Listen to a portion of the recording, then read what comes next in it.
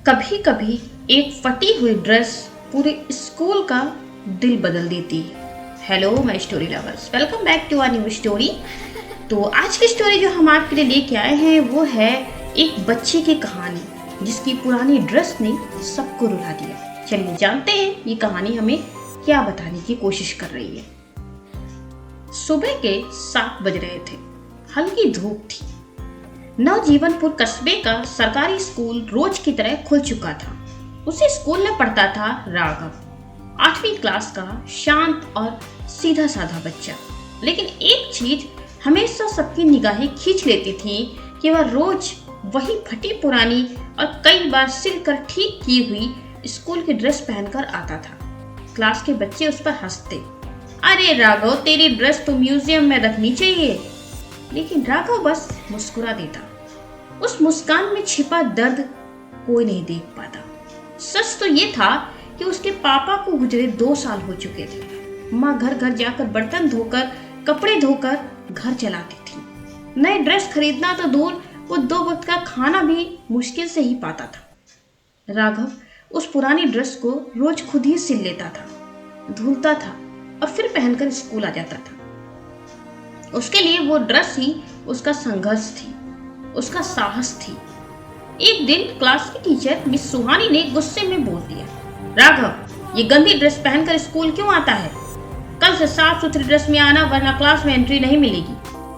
राघव ने सिर झुकाकर कहा, जी मैम। लेकिन उसकी आंखों में तूफान छिपा था। उसे लगा जैसे दुनिया उसकी हालत पर नहीं, उसकी मजबूरी पर हंस रही। अगली सुबह स्कूल में अजीब सी खामोशी थी। राघव की सीट खाली थी। सबने सोचा लगता है ड्रेस के डर से राघव आज नहीं आया। लेकिन 2 पीरियड बाद अचानक स्कूल गेट पर हलचल मच गई। चौकीदार दौड़ता हुआ आया, जल्दी आइए, बाहर एक बच्चा बेहोश पड़ा है। सब भागते हुए बाहर पहुंचे। सबके दिल कांप गए।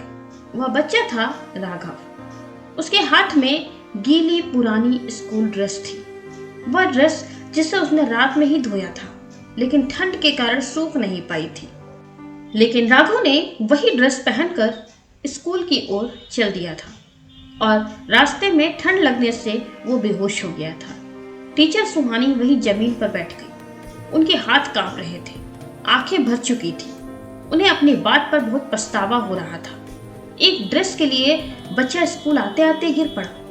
राघव को स्टाफ रूम लाया गया। उसकी माँ को बुलाया गया। कांपती आवाज में उन्होंने कहा, मैं नई ड्रेस नहीं दिलवा पाई मैडम, लेकिन राघव कहता था कि उसे स्कूल जरूर जाना है। माँ, मैं बहुत पढ़ूंगा और मैं पढ़ लिख कर बड़ा आदमी बनूंगा जिससे मैं आपको आराम दे सकूं। बस उसी ड्रेस को वो धो धो कर पहन लेता था। ये सुनकर पूरा स्टाफ रो पड़ा। मैडम सुहानी ने उसी वक्त फैसला किया कि अब ऐसा कभी नहीं होने दिया जाएगा।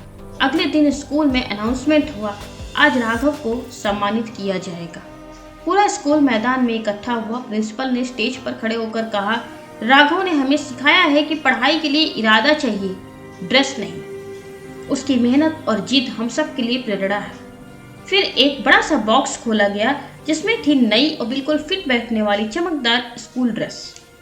प्रिंसिपल ने कहा, ये राघव के लिए हमारे स्कूल की तरफ से है और आज से इस स्कूल में कोई बच्चा आर्थिक तंगी के कारण पीछे नहीं रहेगा। हम सब एक दूसरे का साथ देंगे। पूरा स्कूल तालियों से गूंज उठा, लेकिन राघव की आंखों में चुपचाप आंसू बह रहे थे।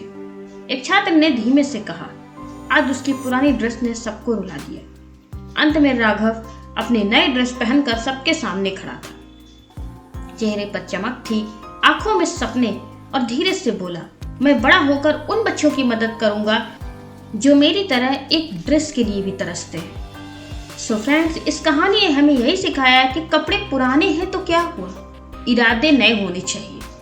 तो स्कूल की उस ड्रेस ने सच में हम सबको रुला दिया। क्या आपने भी कभी ऐसे व्यक्ति को देखा है जो कपड़ों से नहीं, इरादों से दया हो?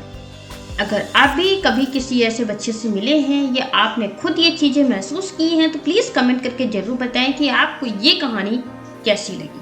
फिर मिलते हैं इस नई स्टोरी के साथ। Thank you.